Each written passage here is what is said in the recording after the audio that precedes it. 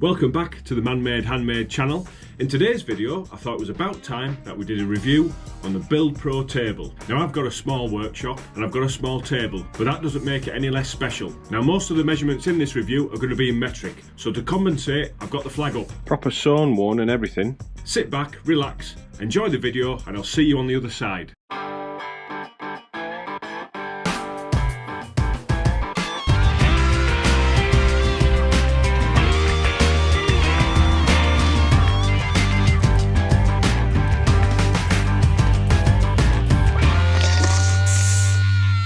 Let's get started. We've got a tabletop here which measures 1160mm wide, or just short of 46 inches, and we have a length of 1000mm, or just short of 39.5 inches. The table measures 960mm off the floor. The tabletop is made of 6 individual slats which are all bolted to a subframe. These slats are 16mm thick and 160mm wide. Now on each of the slats there's a grid pattern of 16mm holes, and these holes are used for the fixtures which we'll talk about later. These holes are on a grid pattern of 50mm centres across the whole table. The great thing about these table slats is they are finished on both sides, meaning when one side gets damaged we can simply flip it over. Below the tabletop there is a welded box section frame. Attached to that are some screw-on legs with some adjustable feet. On the feet you have an adjustment of about 8 to 10mm.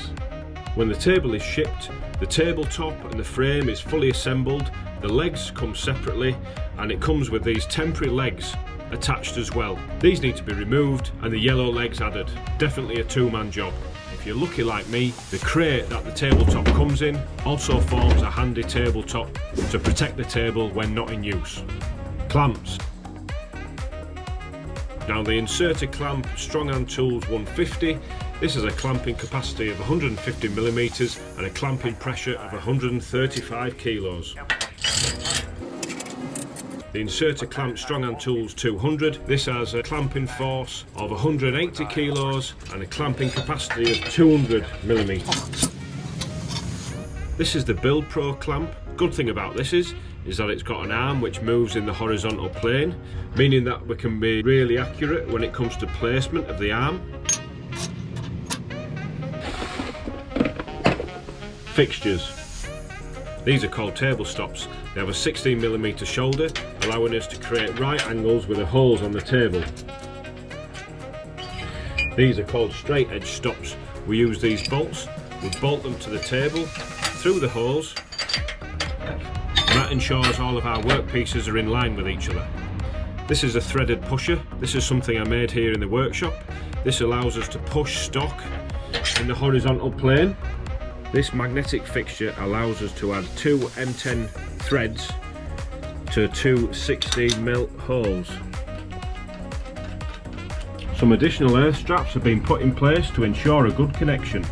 Above the table we've built a clamp rack, meaning you don't have to reach underneath the table to grab a clamp when you're holding something in place. The first job after getting the welding table was to fabricate a storage unit what would go underneath the table to store the welder and other items.